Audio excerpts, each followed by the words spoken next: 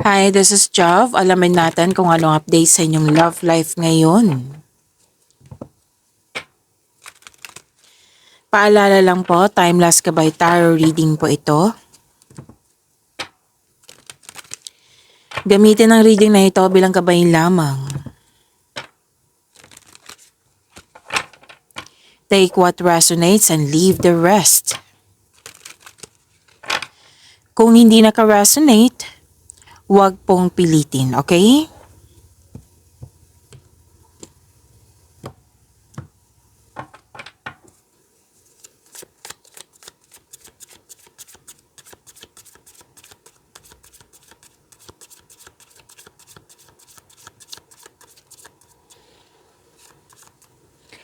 Ang totoong nasa isip o pinagdadaanan niya ngayon ng patago.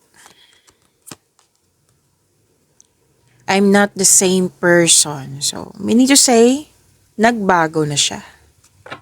Hindi na siya katulad dati na hindi nagbibigay halaga. Ngayon, magbibigay na siya ng halaga. Pipilitan niyang magbago para sa iyo. Gusto niyang patunayan sa iyo na nagbago nga siya. So, I'm not the same person. So, may nagsabi din sa akin ngayon na it might be my achievement siya na inaasam-asam niya noon na kayo pang dalawa, kayo pa ay okay pa. Ngayon na-achieve na niya, gusto niyang ipaalam or gusto kanyang kasama sa tagumpay niya.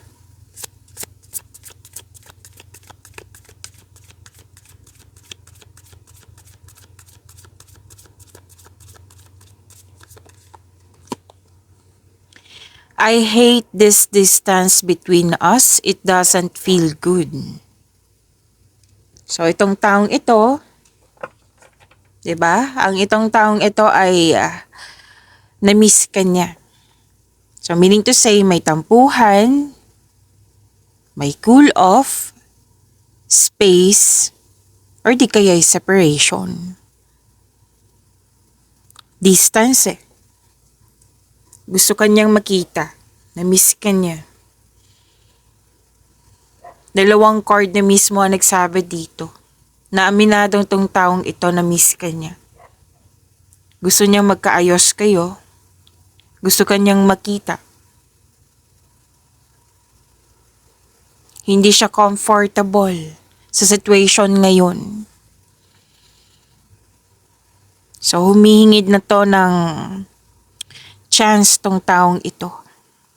Na gusto niyang patunayan sa iyo yung pagmamahal niya. Na yes, na ikaw ay mahal niya. Hindi kampante. Lagi kanyang nasa isip. So mismo sa sarili niya, alam niya na mahal ka niya at na-miss ka niya.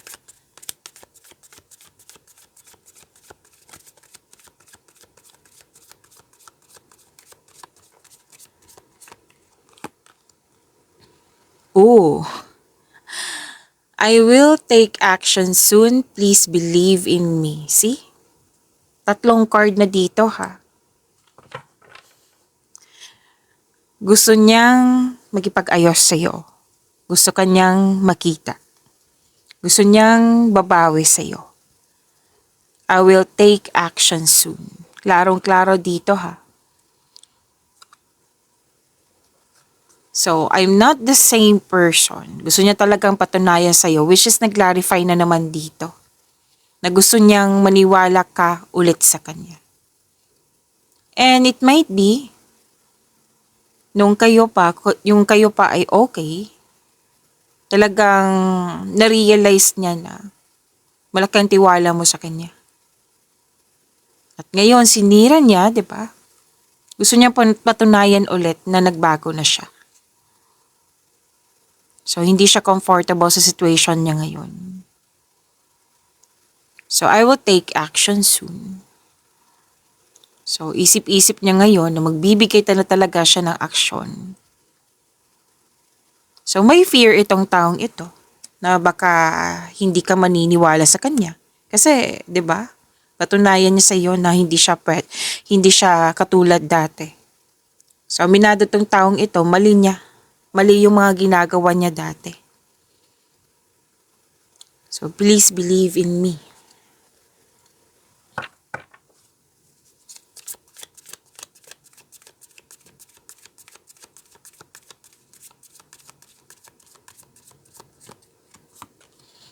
I'm working on myself so I can come back. Please wait for me. Oh, so hanggang ngayon inaayos pa niya yung sarili niya.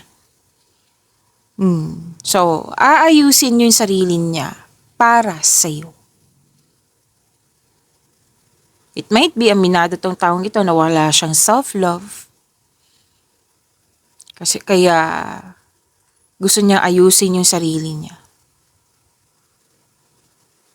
Na para mapatunayan sa'yo nagbago na siya. So, I'm not the same person. So, I will take action soon. Babalik siya. Na sana makahintay ka.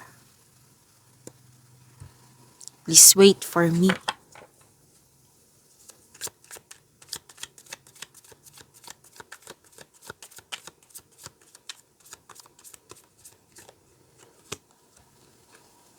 See? I fell in love the moment I saw you. So, alaala niya yung dating na una kanyang nakilala. It might be sa ngayon, di ba, hindi siya comfortable. Kasi may mga bagay, may mga sitwasyon na nagpaalala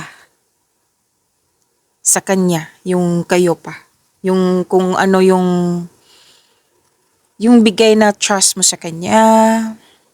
It might be, may mga sinubukan siyang relasyon ngayon na hindi, na hanap-hanap niya. Hanap-hanap niya eh. Like, paano ba to sabihin? Like, ikaw yung hanap-hanap niya. Yung attention mo, hanap-hanap niya. Sa taong ito. It might be hindi siya comfortable or hindi siya satisfied. Kaya ito, babalik siya sa'yo. Kasi yun ang hanap-hanap niya. Yung trust mo, pagmamahal mo. Kaya ito, longing tong taong ito. Ilang beses na lumabas dito na miss ka niya. It might be hindi gaano sweet yung present niya ngayon. Tapos ikaw, na-miss niya yung kung paano ka mag-alaga sa kanya. So, 'di ba? 5 cards po dito nagsabi dito na gusto ka niya talagang makita. Gusto niyang magkaayos kayo.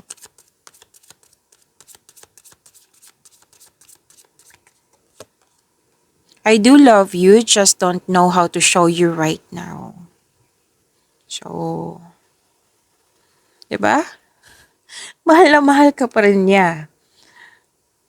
Wow, just don't know how to show you right now. It might be this person is not expressive. Or, kumbaga, mas more on action tong taong ito kaysa magsasabi na mahal ka niya. Pwede? Pero, from here to here, fear talaga ang nakikita ko. Kasi alam niyang i-recheck mo siya.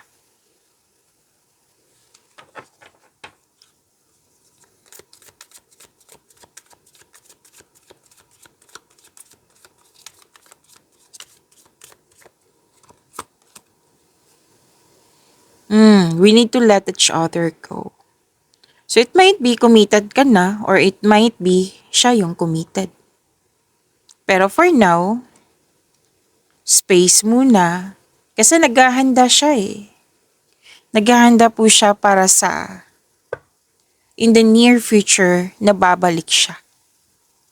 So this person is, it might be mainit pa ang sitwasyon. Ikaw, alam niyang hindi ka pa okay sa kanya. It might be, complicated pa yung situation niyo. Na kahit anong hanap niya ng paraan, complicated talaga. So this person is hoping na in the near future, magkausap kayo at magkakaayos. na this person is hoping na sana maniwala ka pa sa kanya. So let's proceed.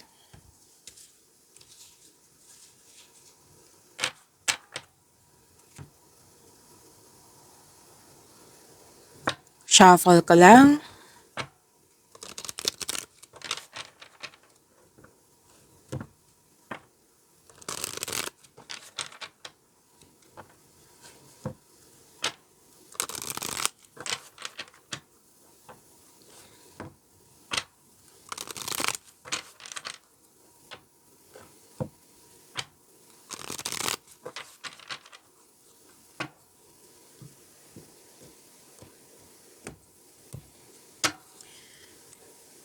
Okay, your energy. Ano ang nararamdaman mo ngayon?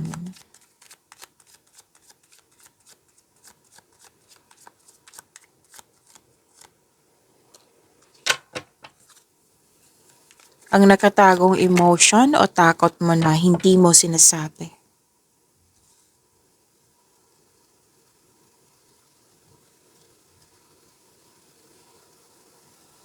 Actually, okay yung sitwasyon mo ngayon, lalo na sa career and money. You're busy sa iyong career. Kasi nagbibigay ito ng financial stability.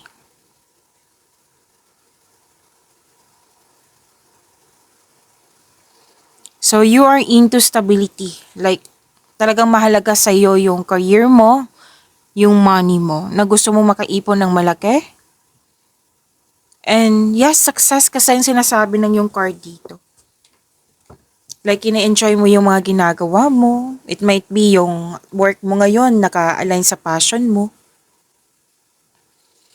Financial security is yours. Kailangan mo nga magtrabaho, magbakasyon, kasi nga, it might be your nature, yung nature ng work mo is talagang busy. Busy Pero nagbibigay ito ng malaking pera sa'yo. So, deserve nyo din mag-relax, mag-enjoy. Like, i-enjoy nyo yung achievement nyo. Yung magbakasyon. Andito yung luck L-U-C-K. Lalo na sa sa trabaho nyo, sa kaperahan. Lahat ng tinanim nyo nagbo-bloom. May nakita nga akong promotion dito. And yes, may plano kayong magbakasyon. And sinabi naman ng card dito na deserve nyong magbakasyon kasi naging masipag kayo sa inyong daily routine. Naging wais ka nga sa pag-handle ng iyong finances. Hindi ka madamot. Masaya ka makatulong sa kapwa mo.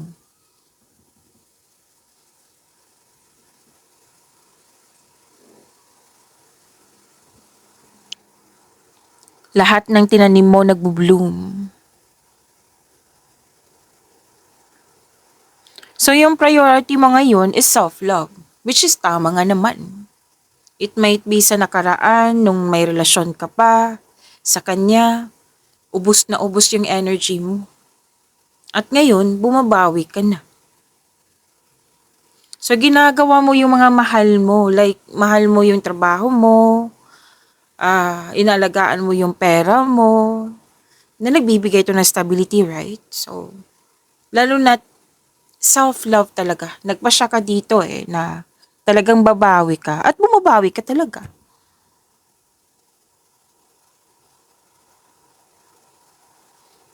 Binibigyan mo nga ng time yung sarili mo. Like yung plano mo na bakasyon. Like yung dati hindi ka masyadong nag-aayos. Kasi naubusan ka ng oras, naubusan ka ng energy ngayon.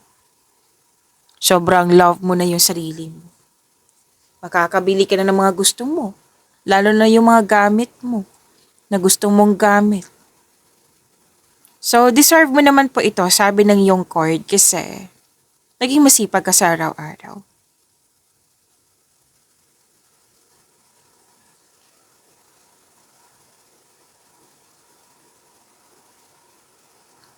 Ang ilan nga sa inyo nakapag-renovate na ng bahay or nagpag-decorate ng bahay. Basta nag-focus ang energy mo, di ba we're asking for your energy ngayon. Nag-focus ka sa yung nagbibigay na nag-focus ka, ginagawa mo yung nagbibigay ng peace of mind sa iyo. Kung pagod ka, talagang binibigyan mo ng time para makapagpahinga. Calm and peace. Yan. Kahit ang ilan sa inyo mag-isa, nagtatrabaho, pwedeng malayo din sa pamilya. Basta nakikita ko dito yung balance. Balance sa yung emotion. Kahit pagod sa trabaho, pero masaya ka. Kasi 'di ba? Stability, financial stability, career stability.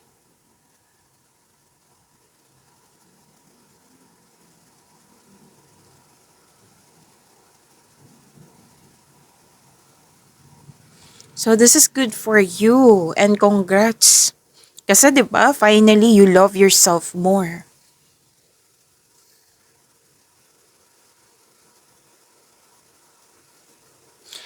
Okay. May oras na naalala mo yung nakaraan na syempre hindi mo nagustuhan yung past, 'di ba? Kasi nakikita ko dito na some of you na aminado naman na inability to move forward. Hindi naka-move forward. It might be napatawad mo siya as a person, di ba? Yung person mo, past person mo. Pwede yung sitwasyon, hindi mo pa na, kumbaga, napatawad. Na nag-cause ito ng fear. Pag naisip mo yung nakaraan, nagkaroon ng stagnation. Like, sabi mo talaga, okay, hindi successful yung love life ko noon. Talagang nakatatak na sa iyong sarili, sa iyong isipan, na you felt defeated kasi sobra kang nasaktan sa nakaraan. Actually, pag naisip mo siya, more on negativity eh. Kaya,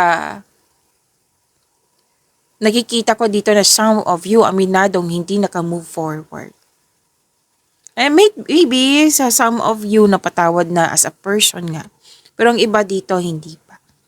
Kasi nga, you felt defeated. Sobrang nasaktan. Nako-confuse ka nga. Like, paano nagawa niya yun? May mga question ka. Then most likely, naisip mo to pag mag-isa ka lang. Like, pwedeng rest day or every night or pwede din yung naalala mo or nabanggit. Yan. Habang nagsasalita ka or nagkinikwento mo sa kapwa mo, pwedeng na-realize, oo nga no, bakit niya nagawa yun? Bakit ko yun yung reaction ko? May mga ganyan na realization. Some of you ayaw kaharap. Kaya sabi niya kanina, 'di ba, na this person may fear kasi alam niya na hindi katanggap-tanggap yung mga nangyari sa nakaraan. Yung mga nagawa niyang kasalanan sa iyo.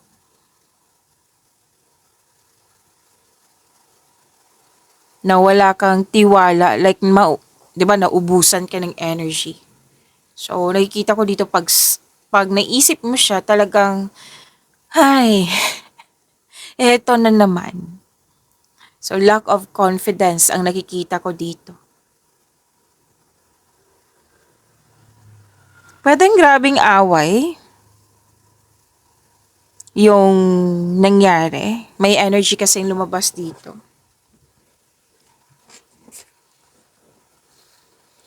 Kasi may away dito na like expectation. Pwedeng hindi successful yung plano. Or yun nga, hindi naka-move on.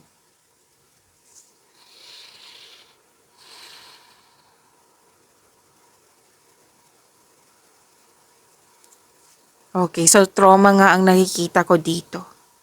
So klarong-klaro dito na sinabi na yung ano yung nakatago sa'yo. May fear, confusion, ako ang nakikita dito. So meaning to say, inability to move forward. Mischief. Napatawad ko na siya, pwede. Pero yung sitwasyon, nakikita ko dito na some of you hindi pa napatawad. Baka nga, hindi mo pa napatawad yung sarili mo. So forgive yourself in order to move forward. Makaka-move forward ka nito basta may forgiveness. Miss Chav, hindi ko pa kaya siya kausapin. No? Pwede mo naman siyang patawarin through your mind and heart. Gagawin mo to para magkaroon ka ng peace of mind. Pwede ngang through email, through message, or kung hindi talaga kaya kasi hindi talaga, madali yung may trauma. Through prayers. Hindi naman po masamang umamin na hindi ko pa siya napatawad, hindi ko pa kaya siyang kausapin. Hindi naman yan agad-agad, 'di ba? So, hindi masamang aamin sa sarili. Aamin kay God. And ask for guidance kay God na sana na dumating na yung panahon na yung forgiveness sa iyo sarili, sa sitwasyon, sa kanya ay mabuo na. Magawa mo na.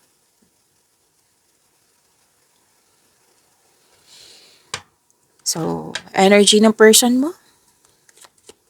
Energy ng person mo. Ang pinapakita niyang intensyon sa iyo.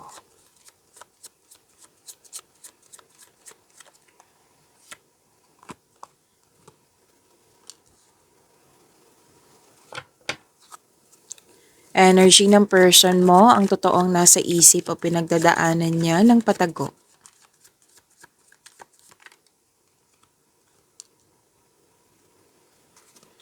Oh, this person is trying hard.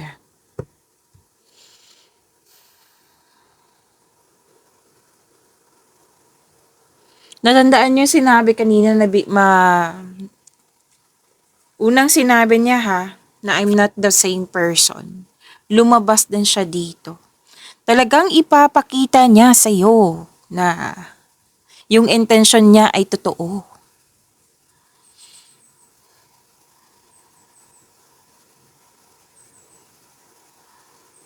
Wow. Pero biglaan to Biglaan talaga yung kumbaga, pwedeng desisyon niya at dapat magbago na ako. At dapat ito yung ipapakita ko sa kanya. Na kailangan na magbago ako para sa kanya.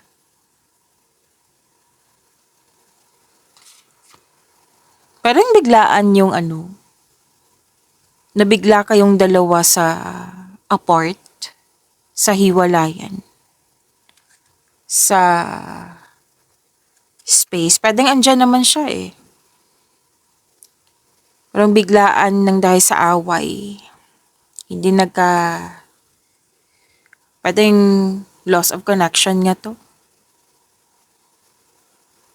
May nagsabi sa akin ngayon na pwedeng biglaan ng pagkaroon ng loss of connection na ikaw yung gumawa, na hindi mo na siya kinausap.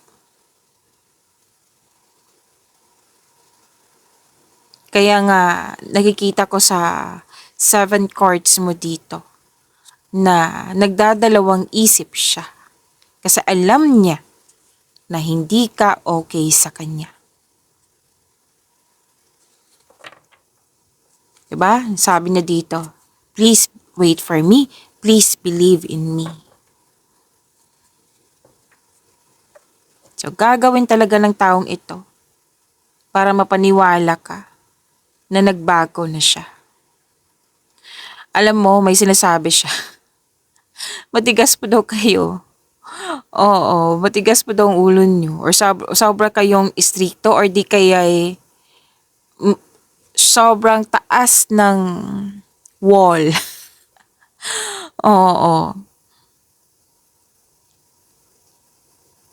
Na like, nagkaroon ng parang nahihirapan kang kausap. Nahihirap siyang kausapin ka, nahihirapan siyang makipag-connect sa iyo. Bigla po daw kayo nagbago.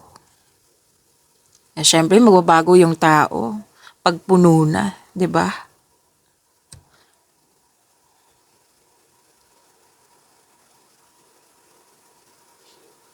At kung mag-uusap kayo nito, may sasabihin siya sa matagal niyang sekreto.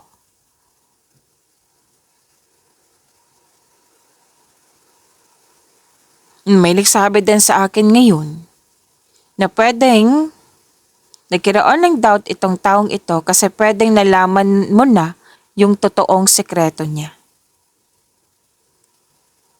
Kaya nag-aalangan tong makipag-connect sa'yo. Na alam mo na yung biggest secret niya.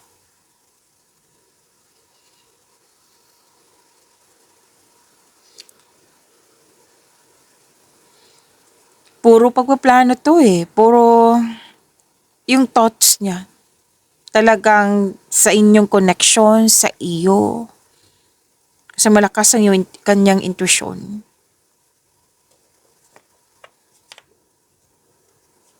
So the next question, ang totoong nasa isip o pinagdadaanan niyang patago.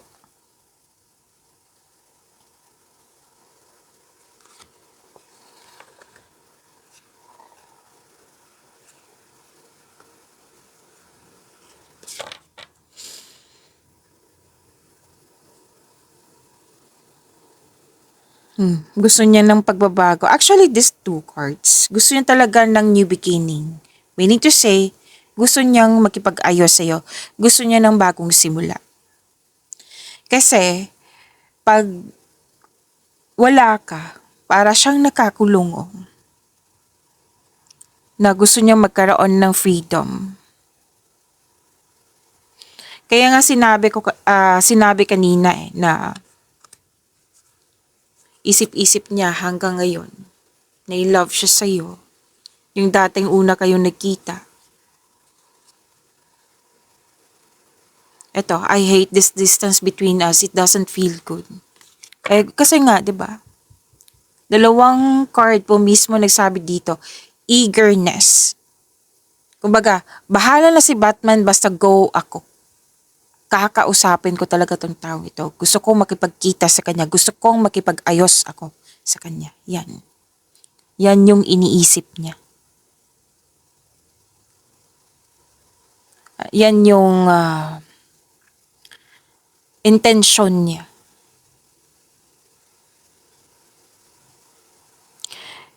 So ano yung question kanina? 'Di ba? Ang totoong nasa isip o pinagdadaanan niya ng patako.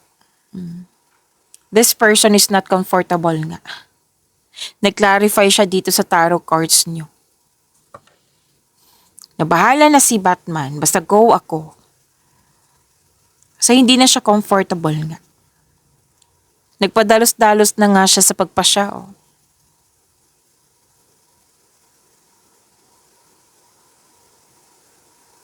May sabi nga dito na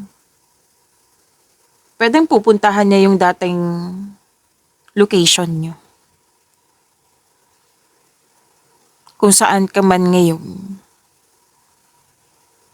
May mga plano dito eh.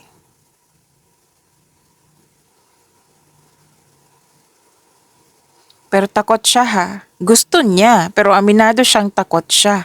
Kung ano yung naghihintay sa after this action na magkapagkita sa iyo, ano ba ang reaksyon mo? Please believe in me. Kaya takot siya talaga na gusto niyang maniwala ka sa kanya. Kasi ang isip-isip niya, nako, talagang galit pa yun sa akin. Pinatawad na ba ako nun? Ang tahimik niya. Bigla lang siya nawala. Bigla lang hindi niya ako kinausap. Pagtahimik kasi ang tao. 'Di ba? Magkakaroon ka talaga ng doubt. So, malakas ng kanyang confidence. 'Di ba sinabi ko na, bahala na. Basta go ako. Very curious siya sa mga ginagawa mo ngayon. Ano kayang ginagawa mo ngayon? Yung ini nagkaroon siya ng confidence. Yes, may fear. Pero this person is kumakapit sa potential. Like mapapatawad. Gagawin ko talaga lahat para mapatawad lang ako. Dalawang card mismo, oh. Gusto niya magbagong simula. Kaya klarong-klaro dito sa 7 cards mo. Sana pa. Yung dalawang energy, okay. Energy ng inyong connection o relasyon. Ang pangunahing lakas or nagpapadikit sa inyong dalawa ngayon. Ang pinakamalaking hamon o harang na kailangan nyong lampasan agad.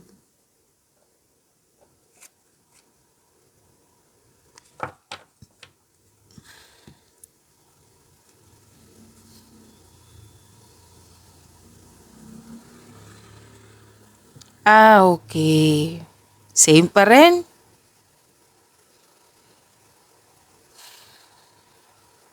So, dalawang card. Dalawang card, yes. Pero ito yung energy niyang dalawa. Your connection. So, sabi dito,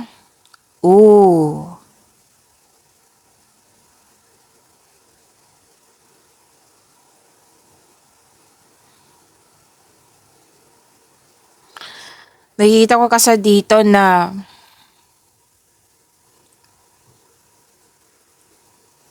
nang dahil sa hindi pagkakaunawaan, may manipula eh. Mahilig bang manipula to? Na alam mong hindi siya totoo sa'yo? Illusion kasi. Oh, may selos, insecurity. Tuso? Talagang tuso ang energy na ito. Kung hindi man ikaw to, pwedeng siya. Pero most likely siya to. Hindi po daw kayo nakikinig sa isa't isa. Yung isa nagiging emotional, yung isa nagiging selfish. Wala nang tiwala sa sarili. Hindi na nakikinig sa sariling boses, sa intuition. Nauubos nga yung energy.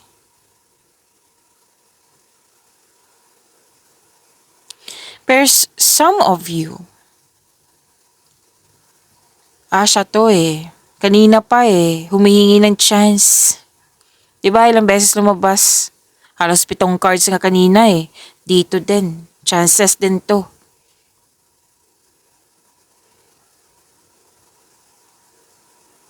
Kumbaga 50-50 ang kanyang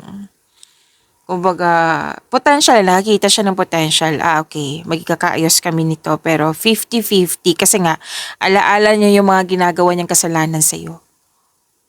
Noon. Pero maghahanap talaga siya ng chances, oh.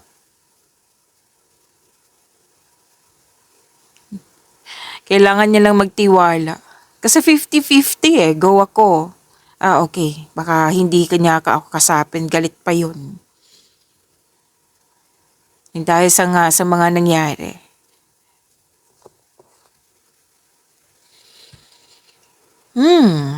So the next question, yung pinakamalaking hamon o harang na kailangan nyong lampasan agad.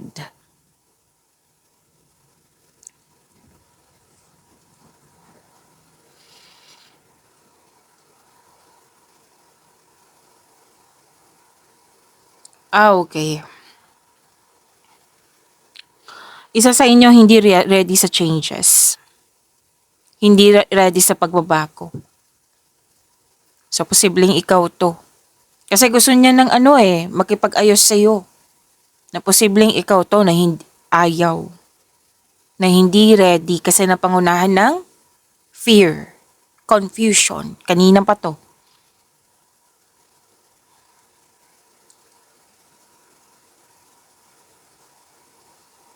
May delay sa pag-uusap. Kaya nga eh. Isa sa inyo hindi handa. Pwedeng ikaw to talaga. na sinasabi dito, ready na ako mag-move on.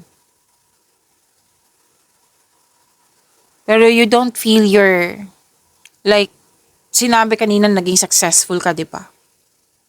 At aminado daw ka naman dito na sinabi talaga inability to move forward.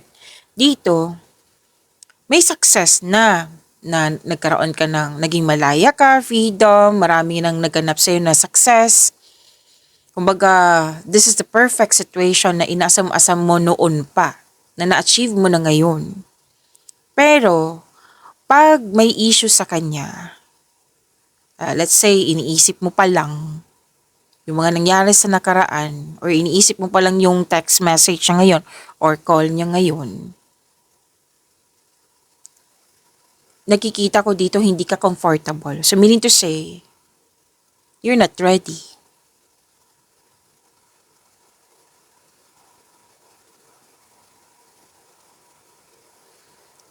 Pero still sinasabi ng card dito, magkakaayos kayo kung both of you are ready.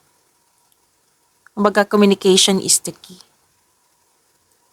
Pwedeng magkaayos o pwedeng magkaayos na hindi magkabalikan. Like to set yourself free.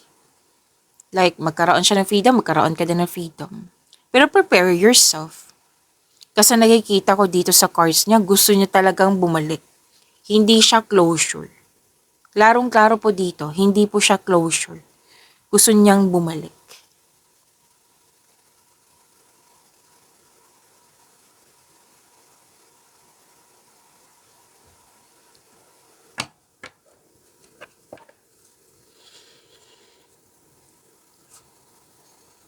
Okay.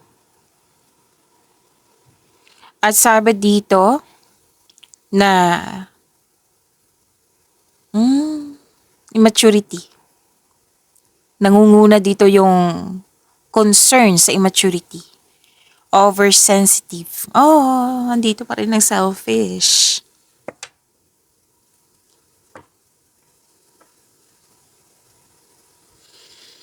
Andito pa rin yung selfish. Ilang beses lumabas. Naiirita ka. Naiirita ka. It might be, let's say, kung pagkausap mo na to, talagang na makikita mo talaga sa sarili niya. Unang tingin mo pa lang, hindi to nagbago. So, immaturity, oversensitivity, selfish, naiirita. Yan yung nakikita ko dito. Mag-ingat ka ha kung magkausap kayo ulit. Mag-ingat ka sa response mo. Kasi mukhang masakit talaga ang response. Kasi naiirita eh. Naiirita ka. Kasi this person is aiming for magkaayos kayo. So, syempre, lahat ng mga matatamis na salita, sasabihin talaga nito.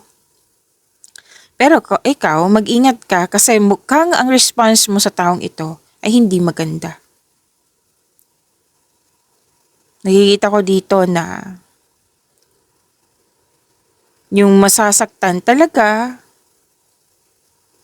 Kasi itong person na ito is pwede naging sensitive na. Kasi mukhang matagal siyang naghintay sa'yo.